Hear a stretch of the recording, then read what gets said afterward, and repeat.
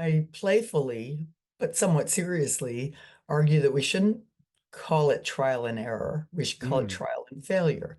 right. Because error, again, implies that there was a way to know in advance the right answer, but we just missed it for whatever reason. Whereas trial and failure says, I'm going to try something in new territory. I don't know that it will work. I hope it will, but I'm fully aware of the possibility that it won't because this is new territory. And if it doesn't work, if it results in a failure rather than a success, that's data. Right? It's not, devastating that it happened. It's data. It's valuable data Mm. that helps us discover what does work.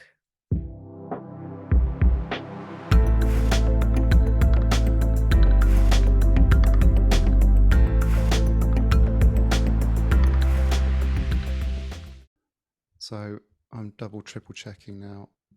Hmm, That is my way. it's a good idea.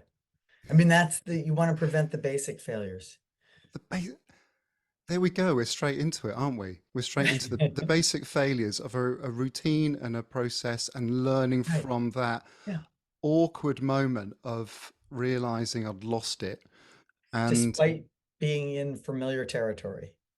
so the two that I've had go down have been one where someone said, "Hey, no problem, let's re-record," and the other one didn't respond so well. So I took the second one that amplified my learning about the processes, that rumination of, oh no, I've wasted that person's time. And we're sort of straight into that sort of topic, aren't we, about that fear and that you talked about in this new book of yours, which I must duly introduce.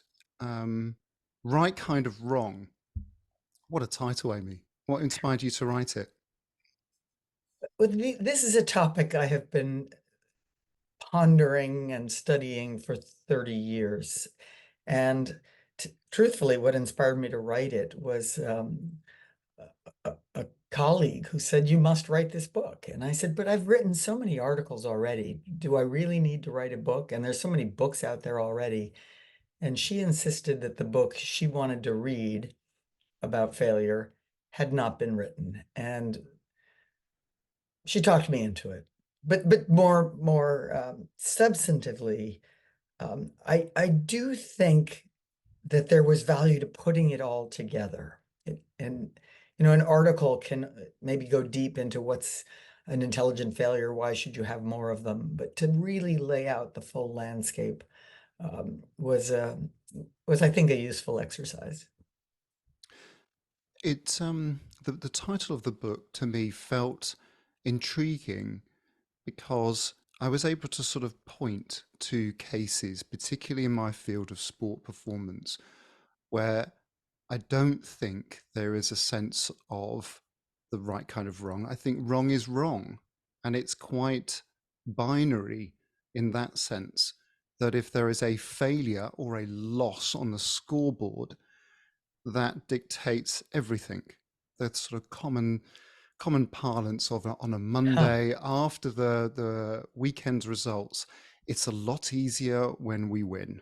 Yes. And it's the prevailing atmosphere and vibe in the team, but it also meant that everything went well, not all the time. But I have a growing sense that there's an increasing number of people, there's a movement of people who want to do things well, want to develop, want to progress, and that feels like understanding different types of error, failures, and so on could be helpful for them. I completely agree. And it's funny that you say that about sports because I think of sports and sport performance as one of the great areas where failure is accepted. I mean, not liked. Nobody likes to fail. You want to win the game, win the match, not lose it. But you understand that it's simply not realistic to say we're going to win every match or we're going to get a gold in every competition. It's not the nature. Your competitors are too good for that. That wouldn't be, wouldn't even be healthy thinking. It's healthy to be ambitious. It's healthy to work as hard as you possibly can, but you accept the reality that you won't win every time. And to me, that's one of the great gifts of sport is it helps you build those failure muscles to learn viscerally that even when we don't win, we bounce back. We're still here. We're still able. We're still champions. We may not have won that particular, but we're still incredibly good and proficient at our chosen sport. So disappointing as it is to not win, I would think of it as fairly well accepted as part of what you signed up for. Well, perhaps this gets into the different types or the decoding that I think you offer in the book. That perhaps just thinking sport helps you this, sport doesn't help you with this. Lessons such as in the English Premier League, the average tenure of a manager is zero point 0.8 years. Um, and that doesn't feel like, well, no, No. so no, you interpret that for me. Well, yes. I mean, to me, that sounds much too short. The very moment where experience is starting to build and be useful, you're out. So that honestly, from an operations management perspective, which is part of my home turf, it sounds wasteful. Yes, wasteful and probably quite expensive too. Yes, well, Um, that's waste is expensive. oh, Waste is not absolutely. something you want to pay for. You want to pay for value, not for waste. We're getting into it. Perhaps before I just jump to the depth of understanding that you share in the book. Um, I was delighted to hear that vulnerability at the start of the book. Are you sharing some of those your own fears as an early careers doctoral student, which I'm sure many students could relate to. But the example that stood out that you gave as, I suppose, a little bit of exposure to yourself was your own, I'm going to an inverted commas, failure to get selected for the high school basketball team. Could you share this example? And I'm intrigued to hear how that affected you at Yes. the time and how that has informed your work over Yeah. the years. Well, I will say that I was never under the illusion that I was some kind of special talent in athletics.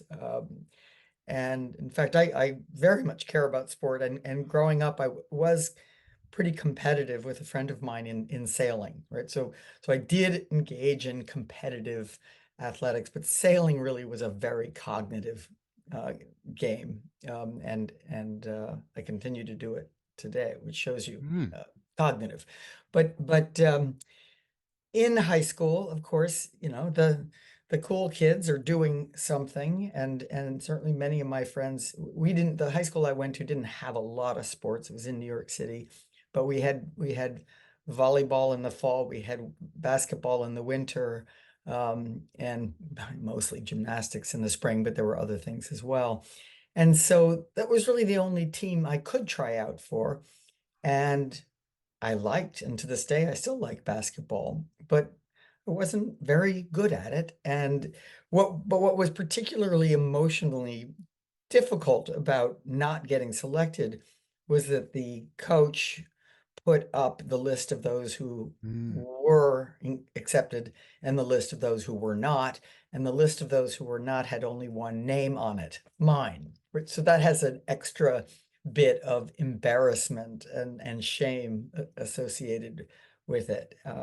So that's what led to, I think, the emotional resonance. I mean, I think maybe that's why it still lives in my memory rather than being one of those things in high school that's long forgotten.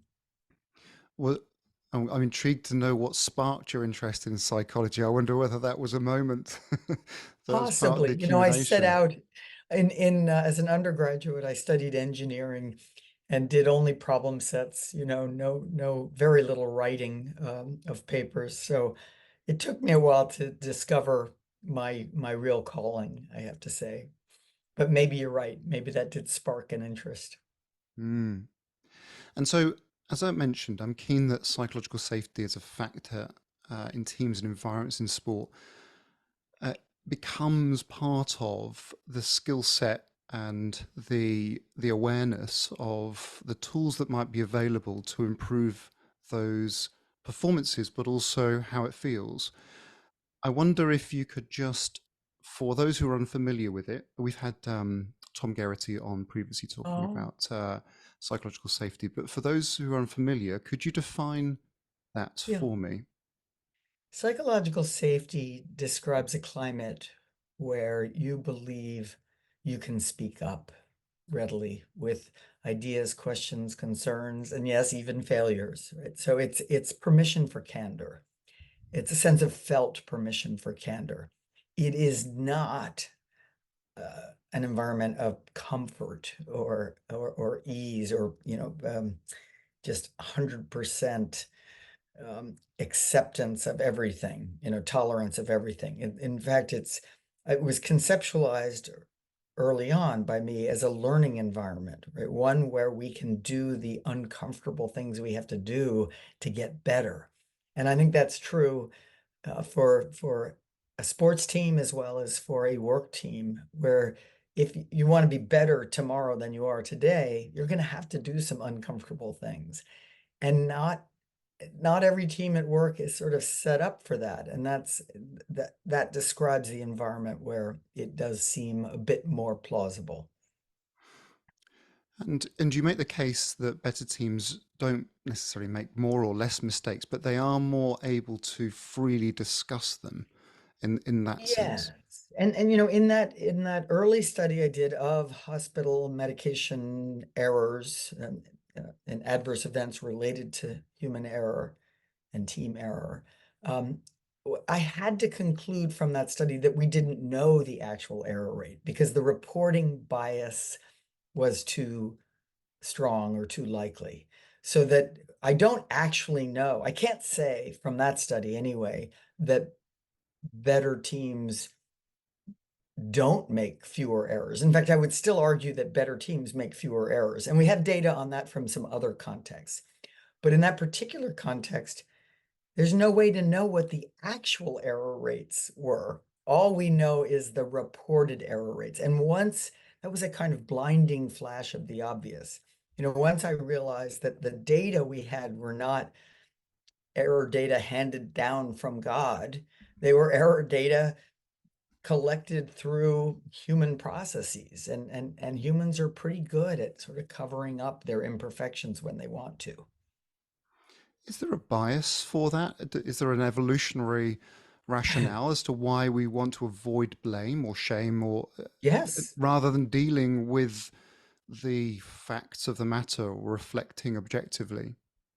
I think the evolutionary argument is that we very much have evolved to fear rejection from the tribe, Right. because that could quite literally lead to death through exposure or starvation or both. And so we have wiring and socialization that lead us to be very concerned with what do other people think of us. And we want them to like us, accept us, want to keep us around rather than the opposite. And then we're under the delusion that the best way to do that is to not have imperfections. Well, of course, we all have imperfections, and everybody knows that. And sometimes, they don't know that you know, which is not as attractive a trait as you might think. What I found intriguing about, uh, well, several sections, but what was really helpful for me or has got my thinking rolling in a different direction is the differentiation between errors, failures, and violations. And that feels as though that's quite important to understand the potential consequences or Yeah. the ramifications of what happened. Absolutely. In fact, to go back to something you said early on in reflecting on the title, Right Kind of Wrong, you said that I never thought about wrong kind of wrong. Well, a violation would clearly, in my mind, be wrong kind of wrong. So a violation is a deliberate act. I know the rule, but I'm going to break it because of some gain to myself or maybe to my team. And that's generally not something we want to encourage. Whereas a mistake is an unintended deviation from a known process or practice. And it can't be on purpose, right? If it's on purpose, then it's a violation. And um, it's hard, it's very rare that we would want mistakes, right? Every now and then a mistake turns into a happy accident, a discovery, a penicillin, or an oyster sauce, as I write about in Mm. the book. But more often than not, our best bet is to try to set things up so that people don't make mistakes. They're theoretically and often practically preventable. Failure is a larger territory. It includes both of those categories, or it includes mistakes that have consequences. Some mistakes, of course, we make mistakes, but nothing happens as a result, and that's no big deal. We move on. But many mistakes lead to failures, smaller and larger failures. And so a failure is simply an undesired result or outcome. And again, some failures are caused by violations, some are caused by mistakes, but many, thankfully, are caused by thoughtful experiments that nonetheless didn't achieve the result we had hoped. Right? We had good reason to believe that something new might work, but we were wrong. Now there was a sentence in the book about trial and error, and I Yes. loved it because it's got a the book's been Oh, I love to see that. you can't All the even you little can't even see the post-it title, you notes. can't even see the titles, Yeah. but And then you it's read about post-it notes in yes. chapter 7. Um, there was so what was I talking about? Trial and error, Trial and and error. and Yeah. so the idea was that actually you need to know what error looks like, or we know you need to know what right looks like. And that was intriguing in itself because that then could differentiate between error and failure. Failure Right. potentially could be that there's a growing sense this is not going so well, as opposed to that was the wrong medication for the patient. There was a wrong dosage Right. that is much more measurable. That feels like that failure feels like an area where, for a lot of people, there are complex decisions, judgments to be made. Feels like that is the domain that a lot of business executives or sports coaches will be dealing with.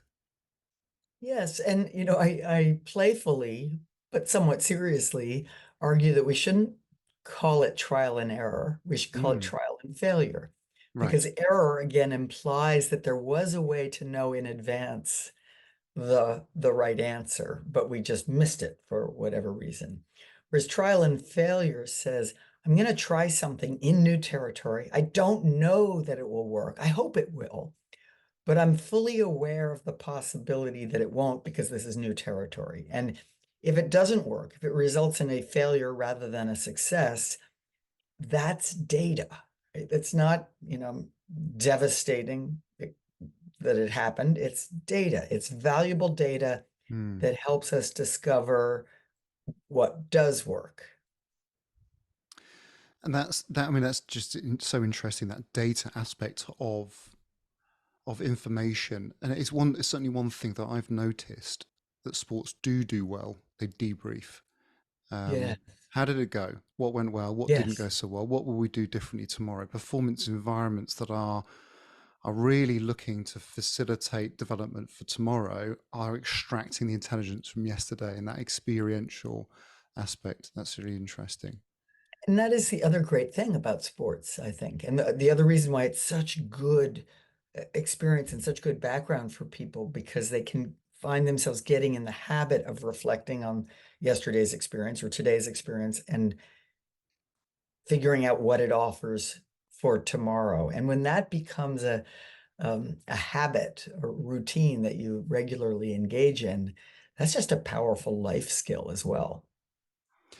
You mentioned the study that talks about the happiness of bronze medalists, and that obviously spoke to me in a bit more resonance. So for those people who are listening, Olympic bronze medalists versus silver medalists reported greater happiness, even though perhaps you'd expect them, because they're slightly higher on the podium. The silver medalists might be happier, but it would appear that that's not necessarily the case because they've just missed out on the gold. Right, right. The reframe there is I've missed out versus actually I've gained or I didn't get fourth. Right. And it's very spontaneous and it makes sense. I mean, I think it's once you hear about it, it sort of intuitively makes sense, right? That the silver medalists are prone to saying, oh, I just missed. They're framing their victory relative to the gold, which they had really wanted. Whereas the bronze medalists are prone to naturally framing their victory as compared to I could have not medaled at all. I could have but for seconds or points, I would have not been on that podium at all. And I am grateful to be there. I go home with a medal. I've got a theory for you, Amy. I wonder if you could just spend the next 25 years or so trying to see if this is anything, and there's anything in this at all.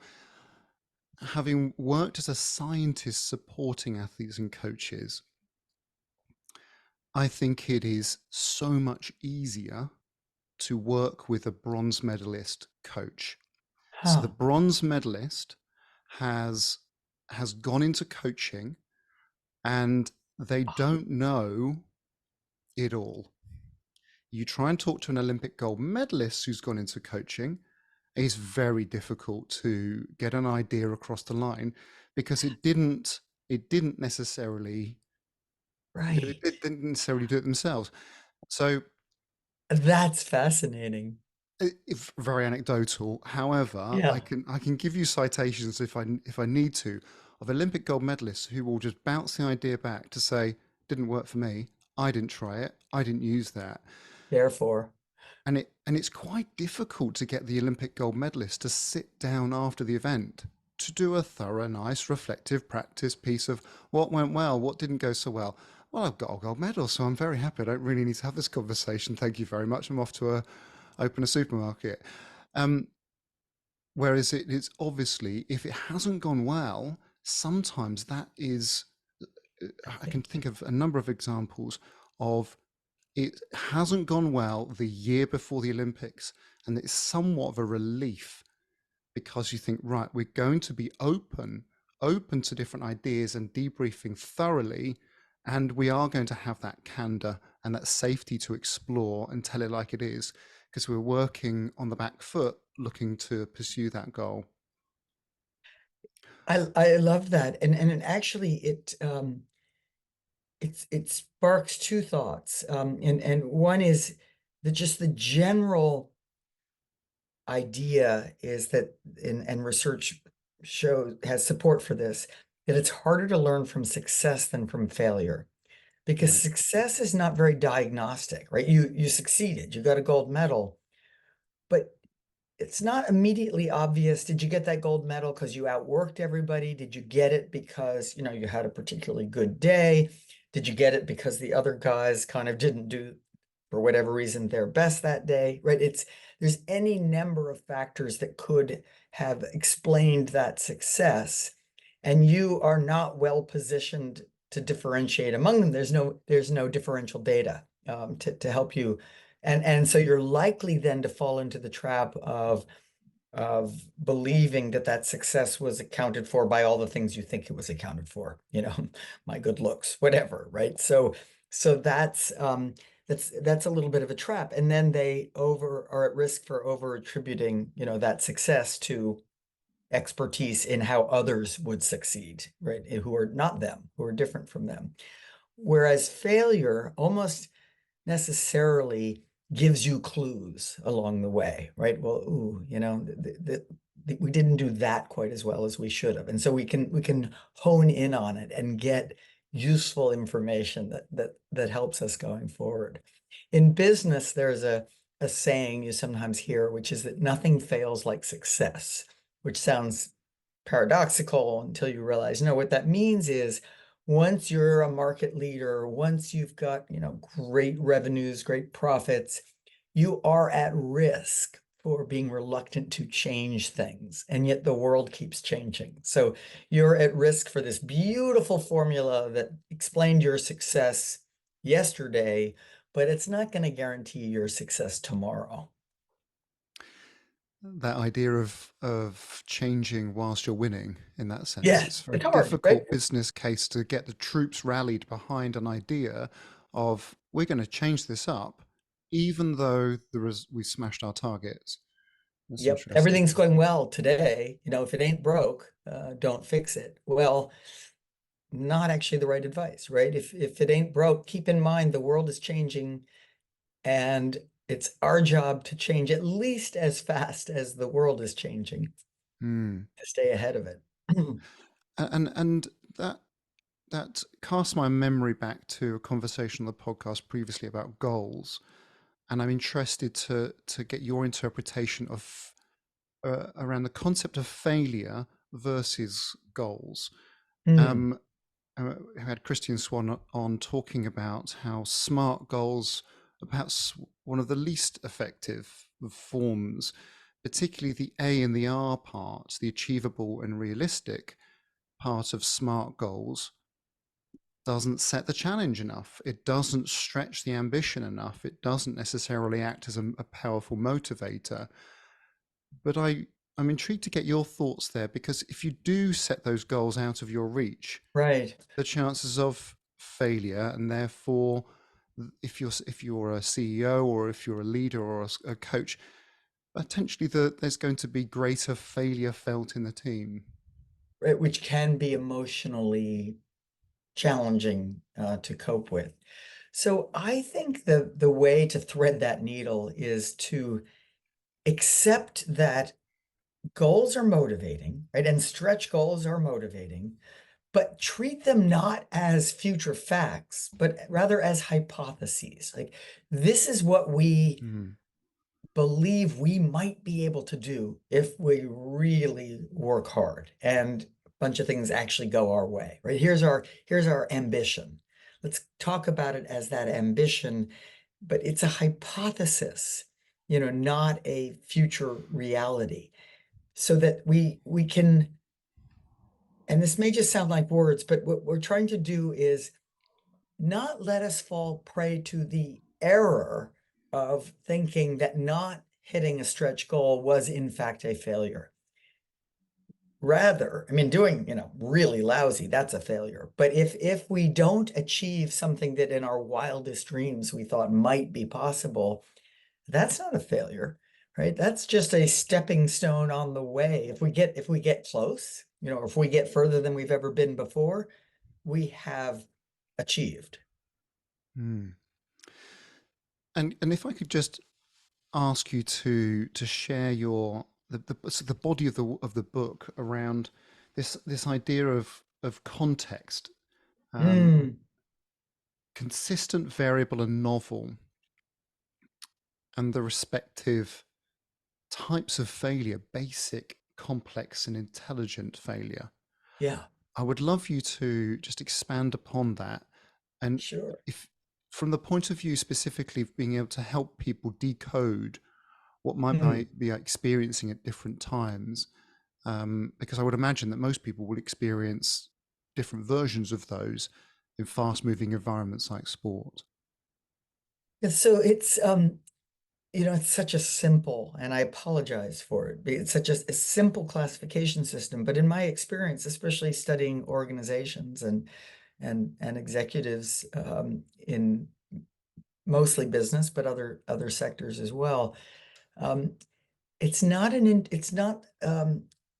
assessing the context is not something that people naturally do or systematically do in a way that's helpful to them. So the consistent contexts are those contexts where we can be reasonably sure that the same things will happen today as yesterday, and they're the automotive assembly lines, or the household chores that you do every day, that just are routine, routine, predictable, understandable. We know exactly how to get the result we want. Now, variable contexts are well understood, they're familiar, and they are the ones that are prone to smaller or larger differences happening. If you're in a hospital emergency room, you know exactly what you're supposed to do for a whole variety of complaints that might show up, but you can't really predict exactly who's coming in today and what kinds of conditions you'll need to treat today. So they're well understood, but prone to variability. And then the novel contexts are those where we really haven't been here before. We really don't know how to get the result we want, such as a scientific laboratory where you're trying to identify some new compound that may help in the treatment of a particular cancer, right? And you have goals, you have hypotheses, but you don't have the knowledge. You're trying to get that knowledge. Now, those three contexts kind of correlate with the three failure types. Basic failures are single cause failures. Again, you make a mistake, you get a failure in familiar territory. Now, you can make a basic failure in all three contexts, but they're most characteristic of the consistent context. And where a small deviation might result in a vehicle defect, for example. Uh, in a variable context, we're prone to complex failures. Those, despite our good, mature knowledge about how to get the results we want, we're prone to unexpected factors, maybe some bad luck, maybe a little set of factors that never happened together in exactly the same way before. We have to be on the lookout for those unfortunate sort of confluences of events that might lead to a breakdown in the system. Characteristically, in novel contexts, we have intelligent failures. Those well-intentioned, on purpose experiments that nonetheless don't produce the result we had hoped. Our hypothesis was wrong. It's a failure, but it's an intelligent failure. It got us new knowledge we didn't have. And again, in a laboratory setting or an innovation setting, intelligent failures are your bread and butter. You want more of them, not fewer of them. Hmm. But of course, it's possible to have a basic failure. It's possible to have a complex failure. So these are sort of correlations, not complete deterministic matchings. But the real point of having that skill to remind yourself of what kind of context is this, is it helps you figure out what kinds of risks should I be taking. If you're in a novel context, there's no way to just look up the answer somewhere or ask an expert, what will work here. You must go through trial and failure in order to make progress. So thank you for unpacking that. I've scrawled all over this page because I was just trying to digest the information and interpret it in my world. And this is my version. So Amy, please can you coach me on this as to whether I've got the point or I'm wildly off, because that's a possibility. Consistent, I felt that was like racing, 100 meters. Yes. There's few variables that are going on. Obviously, there's maybe a different crowd, or there might be some slight, new talent that Yeah, but turns you can up. tune it out. Yeah, Yeah, you need yeah, to do that thing every time, right. and And it's it how almost you. doesn't matter what everyone else is doing, right? You have to do your thing as best you possibly can. Yeah. So variable, I've got as first of all, I put down set pieces, but just hearing you talking, I wonder if that's like in team sports, where Yeah. it is there's a degree of predictability to it. Things can change, and you have to be very responsive. And one small error can lead to, as you describe in the book, one small thing can have a cascading effect downstream that causes a goal, a perturbation Mm. in movement, losing concentration or something. I did have team sports at the novel or the complex or the Yeah. intelligence failure, but I wasn't quite sure. Yeah. Um, Listening to you now, I wonder whether that novel environment was very complex sports, or for my experience, being part of a team that hosted the Olympics in 2012, Yes. we're just new territory here. We're going to Yes. have to learn as we go and be very open in the description of that and share it around widely. I think this is really fun. I think I think you're right. And the categories will bleed a little bit in this domain, but I think Mm, any team sport, football, you name it, is going to be definitionally variable territory because you have all of the things that could happen among you and also the things that happen between you and the other players on the other team that are despite the rules not changing, the rules of the game, the maybe there'll be some weather stuff, but there are necessarily, unexpected deviations, mm. from an ideal scenario. And yet, as we drift off to the right here toward novel, I think exactly as you just said, there could be situations like we've never played in this park before, or we've never hosted the Olympics and been on the playing field before that make it even more novel, so truly novel. So you cross over the boundary from variable to novel. Then the other novel context that occurs to me in sport would be um, those moments, many of them in practice rather than in competition, where we try a move we've never tried before. Or a gymnast does a triple when they've only done a double before. Or you try something that's actually never even been done in the world before. And you're often doing those behind closed doors. Not You certainly wouldn't be doing them for the first time in competition. But those are the domains where you are trying to deliberately extend what's possible for the individual or the team. Right. Okay. That speaks loudly to me. So the two examples I'd give you, one was in 2005, working with a particular athlete that we identified 7 years later at the Olympics. They got a good chance of being a real talent and a hopeful for medals. And we started to hatch a plan to improve her performance. But it was high risk. So it was Right. high risk, high reward. And so therefore the pitch was we should be careful with this. We should try it out in training. We should warm the idea up, then try it in a low-key competition, then try it at World Championships. And the first time I think she tried the specific warm-up strategy was 3 years prior to the Olympics. So it Wow. was it was wasn't It's a wasn't gradient. cheap. Yeah. Yeah. No, that sounds like a very thoughtful innovation strategy. And that would be exactly the kinds of practices that I would recommend for going into new territory. You do it, and in fact, that relates to the context chapter because you're deliberately managing the context. You're not saying, "Oh, let's go try this in the Olympics tomorrow." Right? You're saying, "Let's gradually build up both the skills and the stakes Mm, as we go, so that by the time it's really matters, it's the highest stakes contest, then it's no longer new territory." mm.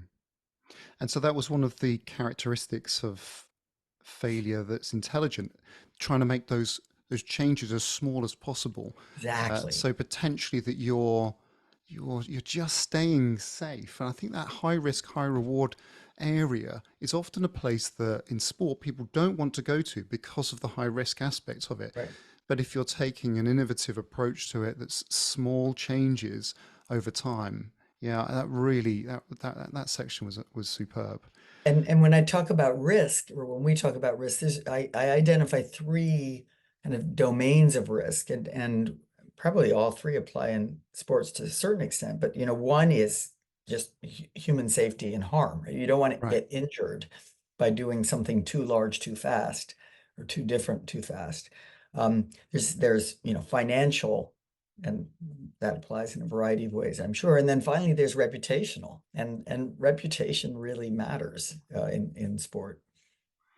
And does that change the openness to creating these psychological safe environments? That sense of if it's high risk or that there's high threat, Yeah. does that change the tone?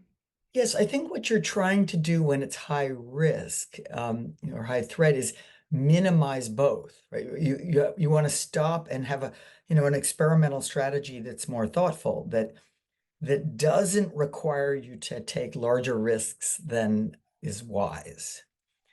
So you're deliberately managing risk in the way that you described before, where you're sort of you're building it up slowly so it's not as risky. Hmm. That strikes a chord with the discussion I've had with special services. Um, that that in planning an operation, they are very free. It is very open. It has to be candid. It has to be explorative. But then they back the idea because it's then Right. about risk management. That feels sort of similar to that example there. Yeah, it's very similar, and it's Gary Klein, the psychologist, talks about the usefulness of a pre-mortem, which that sounds Mm, similar to, which is if we're about to launch something consequential, make a senior hire, a coach, one of those ones who's only going to be around for 0.8 years. Um, Instead of waiting till later when we then all learn, oh yeah, that didn't work out so well, why don't we just imagine before we even do it? Let's imagine the future very viscerally, that where this was a total fiasco. And then we say to the group, okay, what did we miss? And now you're asking them to engage their creative juices, right? Whereas before, if they were supposed to speak up with a negative comment, they were at risk of being seen as negative. But now we say, look, give it to me, right? How creative, how analytical, how smart are you really? And then people are pretty willing to dive in and find the potential flaws, not necessarily to kill the plan, but to at least be smart in advance about those things we could have known and did know in advance. does that link to the second section of the book, whether it's pre-mortem, in the moment, or afterwards, around the three Mm, different domains that you're proposing around self-awareness, situational awareness, system awareness? Is that a similar sort of approach of thinking in different ways about the problem or the experience? yeah, absolutely, absolutely. That's a really nice connection. I had not made that myself, but it's spot on, right? Because let's say, we decide to engage in a pre-mortem. Um, there's really three domains of factors that might contribute to that outcome. And one is the self-awareness part, which is checking for your blind spots. What are the ways in which, well, that person looks like the right kind of manager to me. I've seen managers like that before. And so I'm biased, I'm likely to be Mm. biased in favor of imagining this person has all these attributes that they don't, for example, right? But being aware of your own biases, being aware of your own tendencies, which we all have to jump to conclusions rather quickly on thin evidence, and just pause, slow down, think it through, be a little more thoughtful about that. And system awareness we've talked about already, but what kind of risk are we really taking on here?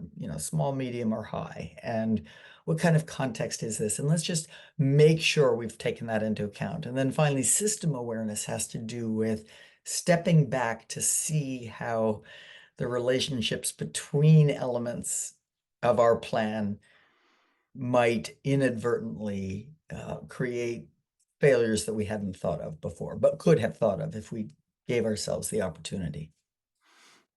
And I'm this might be a tough question. I don't know. I would imagine you've been asked hundreds of questions about this book, but I read that final section and I wondered what's the most powerful predominant force that accelerates or decelerates psychological safe environments. Yeah, that's interesting. So the last bit of the book, in a little bit of an attempt to pull it all together, but also make it personal, it's called Thriving as a Fallible Human Being. And what I'm really trying to do there is say, let's face it, like each and every one of us is a fallible human being. That's just a fact, you know.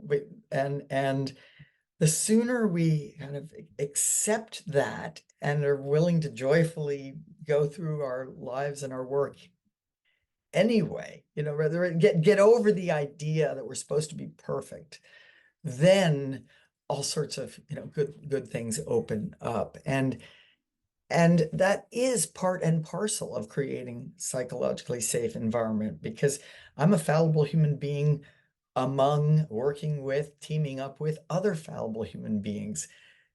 Once we all get on the same page about that, then, you know, we can relax in such a way that we can actually learn together. We can stretch, we can get it right, we can get it wrong, but we're there kind of supporting each other as fallible but seriously ambitious human beings trying to make a difference. That feels like it's a call to action for leaders, people who are holding responsibility to act as role models by diffusion or vicarious learning, that people are able to say, oh, they're not perfect. They're not necessarily willing to show this machismo and ego. They actually want to share that they can't, they're struggling or they don't know the answer, but that then makes Yeah. me feel as though I can be a bit more open.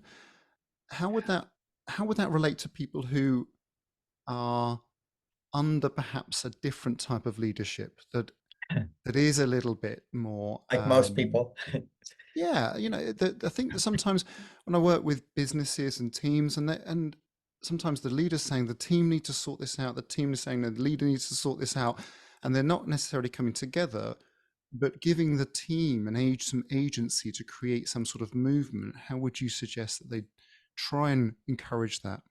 Well, first of all, I just want to underline the idea that leaders are role models, right? And if there's a, you know, if there are behaviors that are vital for your team members to engage in, for the team to succeed, you had better be willing to model those behaviors, because otherwise they're far less likely to happen. Um, if you're in a team and those leadership behaviors or the optimal leadership isn't present, um, I, I sometimes think the best advice there is don't let a problem above you become a problem below you or next to you. Just Hmm. do your part, right? The extent to which you can show up as a learner and a good team member, that's all you can do, right? You know, ultimately the thing that you have control over, and this is even questionable, is your own behavior. And so just start there, and with an eye on the goal. I think many of the things that people need to do, whether in sport or in the workplace, um, are inherently hard and effortful and occasionally put us at risk of being embarrassed and, you know, getting things wrong. And to be willing to do all that, which isn't fun, you've got to be motivated by a goal that you care about, you know, or maybe a purpose that you care about. So I often think we we um we lose the opportunity to get that essential motivation to do hard things by continually coming back to the shared goal or the shared purpose. Hmm. Well, that's a great note to finish on. I was really struck by the book, uh, as well as the sentence. There's a key sentence in there. It doesn't psychologically safe environments don't necessarily mean it's fun or comfortable. It still means you've got to turn up and deliver excellence. And I think you referred to hitting deadlines. And I think I don't know my version of psychologically safe as a term that's been maybe warped in different ways. We marginal gains is this idea of trying to get all these tiny little things. It's become warped as an idea in It sports has. performance and business. And this book feels as though this makes it very tangible for me. It feels like on the first read through, I've opened a door that I didn't know was there, Wow. and I need a second read, so to try Wow. and develop the skill Oh, set. And for that, I'm very thankful to have the opportunity to read it, but also to talk to you today, Amy. Thank you. I am so grateful, and this was just a truly engaging conversation for me, and a privilege to be a part of it. So thank you.